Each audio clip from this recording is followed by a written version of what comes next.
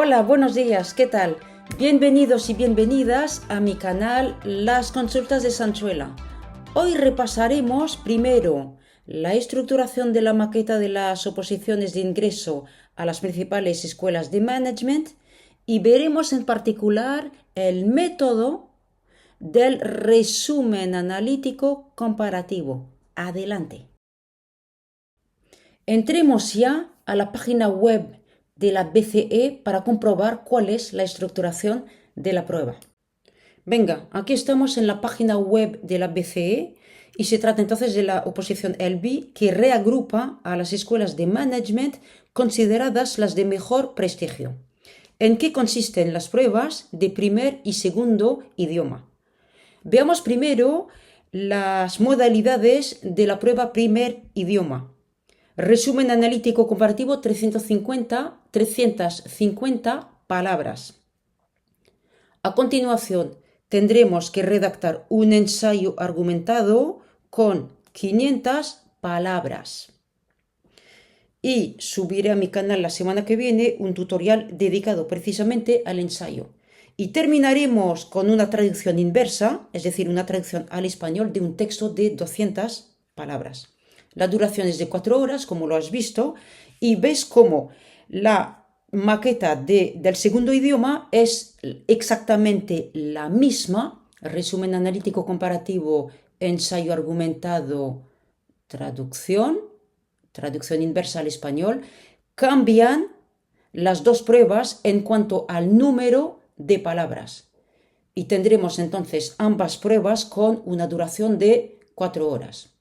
Y entonces, tanto en primer idioma como en segundo idioma, esta prueba escrita se presenta bajo la forma de un dossier que consta de 2 artículos de prensa en español y uno en francés.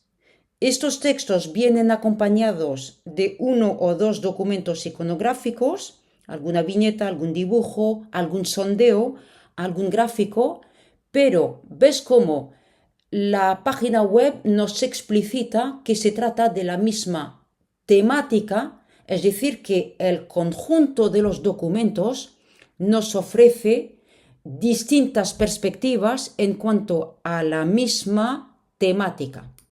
Por lo tanto, te toca mostrar tu dominio del español mediante 3 ejercicios. La comprensión del dossier mediante el resumen analítico comparativo que ahora vamos a explicar juntos, la expresión personal basada en por lo menos 2 ejemplos precisos sacados de las noticias recientes más destacadas de los países hispanohablantes y al final la traducción inversa. Acabamos de ver la estructuración de la maqueta de nuestra prueba. Veamos ahora la metodología del primer ejercicio, el llamado resumen analítico comparativo, que equivale a un ejercicio de comprensión. Te toca dejar muy claro que has comprendido la temática del conjunto de los documentos. Eso sí, tienes que centrarte en los documentos señalados explícitamente por el tema de la prueba. Quiero decir que hay una consigna y la buena noticia es que no te toca analizar todos los documentos, sino los 2 primeros artículos, es decir, los textos. Y entonces tenemos una consigna y vas a tener que aportar una respuesta a la pregunta que te hace el tema de la prueba. ¿Cómo contestar a la pregunta de RAC? El primer requisito es recordar que tienes un número limitado de palabras, sea en primer idioma, sea en segundo idioma. La segunda consigna, contestar a la pregunta. En español vas a tener que identificar, comparar y o contextualizar las informaciones de los 2 documentos, pero sin opinar ni parafrasear. Parafrasear es decir que no tienes que repetir lo que digan los documentos. Y otra buena idea es recordar que la prueba se titula Resumen analítico comparativo. Ya hemos dicho que se trata de una prueba de comprensión. Tu trabajo consiste en mostrar que has comprendido el contenido de los documentos. Vas a tener que sintetizar, es un resumen, sintetizar siempre bajo la consigna del número de palabras. Resumen analítico comparativo. Vas a tener que comparar los documentos y vas a tener que analizar lo que diga un documento con respecto al otro documento, es decir, que hay una misma temática y vas a tener que hacer hincapié en la perspectiva que nos ofrece un documento y la otra perspectiva que nos ofrece el segundo documento en una misma temática. Con lo cual, te toca recalcar las ideas esenciales de ambos documentos, tal como lo indica este informe del Tribunal de la BCE. Ahora, chicos, manos a la obra. Pongamos un ejemplo. Este fue el tema de este año 2024 y la pregunta para la prueba de segundo idioma era la siguiente. En los documentos 1 y 2, ¿cómo se presenta la tradición constitucional y su evolución? Por lo tanto, y ante todo, acuérdate de que el resumen analítico comparativo requiere identificar, comparar y contextualizar. Y desde luego, a la hora de contextualizar el dossier, el primer requisito va a consistir en estar al tanto de todo lo que haya pasado en los países hispanohablantes. La mejor preparación a esta prueba escrita es conocer la actualidad, porque conocer la actualidad va a permitirte contextualizar rápidamente y vas a poder comparar el contenido de los dos documentos muy rápidamente. En los documentos 1 y 2, cómo se presenta la tradición constitucional y su evolución.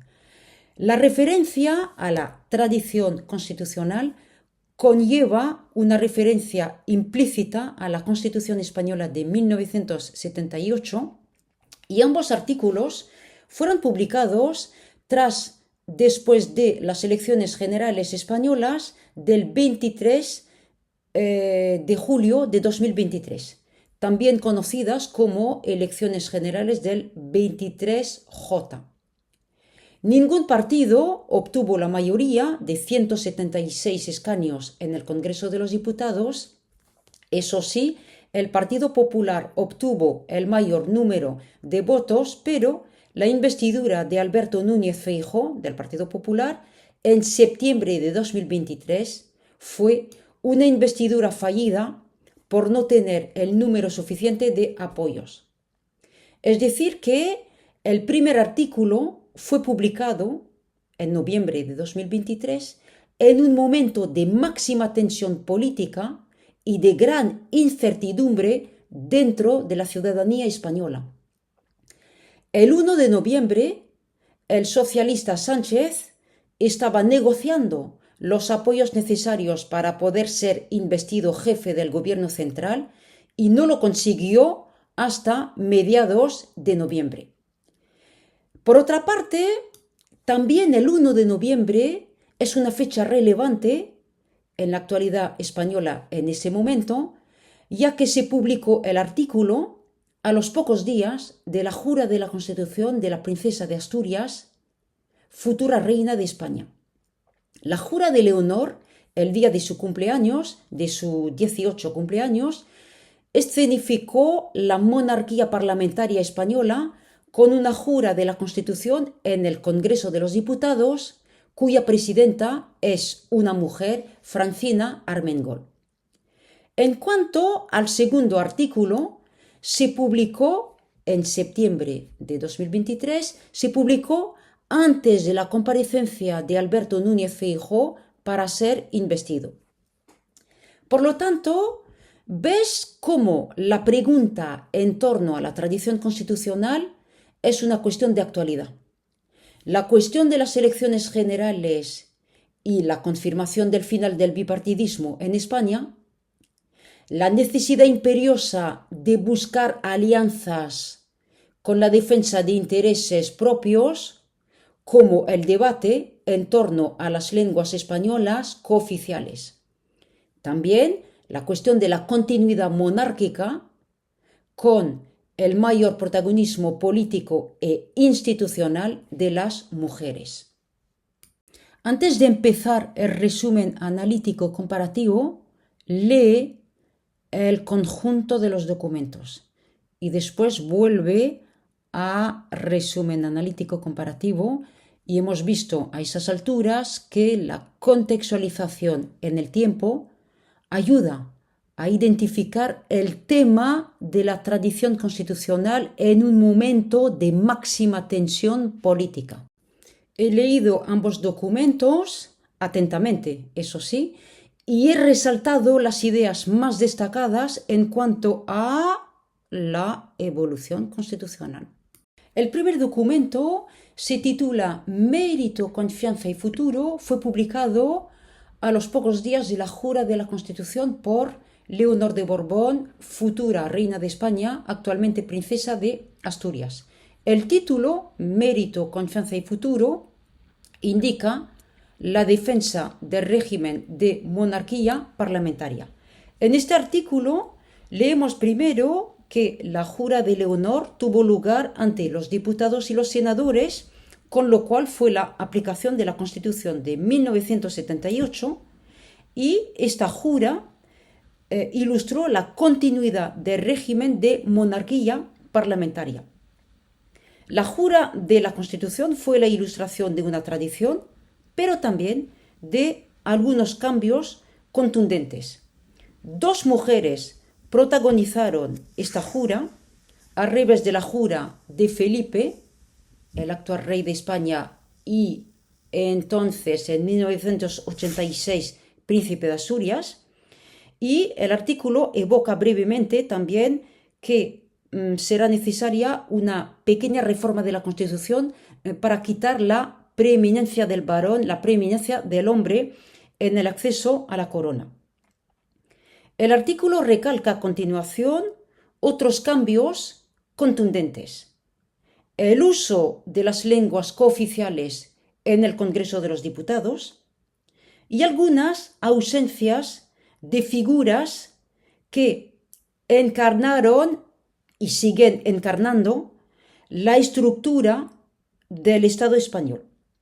Primero, la ausencia del padre de Felipe VI, el abuelo de Leonor, la ausencia del rey emérito por los múltiples escándalos de corrupción, la ausencia de los presidentes autonómicos, la ausencia del Lehendakari, el presidente autonómico del País Vasco, la ausencia también del presidente de la Generalitat catalana, y al final el artículo concluye con la insistencia que puso Leonor de Borbón en su necesaria ejemplaridad y en la ejemplaridad de su comportamiento, lo que es evidentemente una referencia al comportamiento de su abuelo Juan Carlos de Borbón.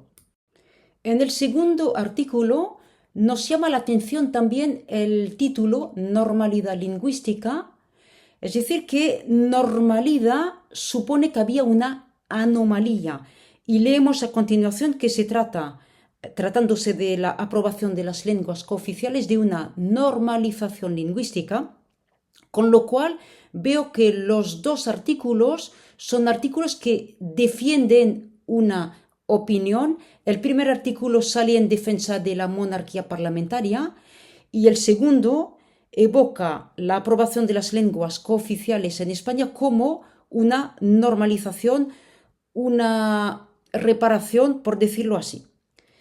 A continuación, evoca el artículo la polarización política y las discrepancias, porque evoca el hecho de que la aprobación de las lenguas cooficiales puede tener un efecto divisorio que pueda poner en jaque la convivencia en España.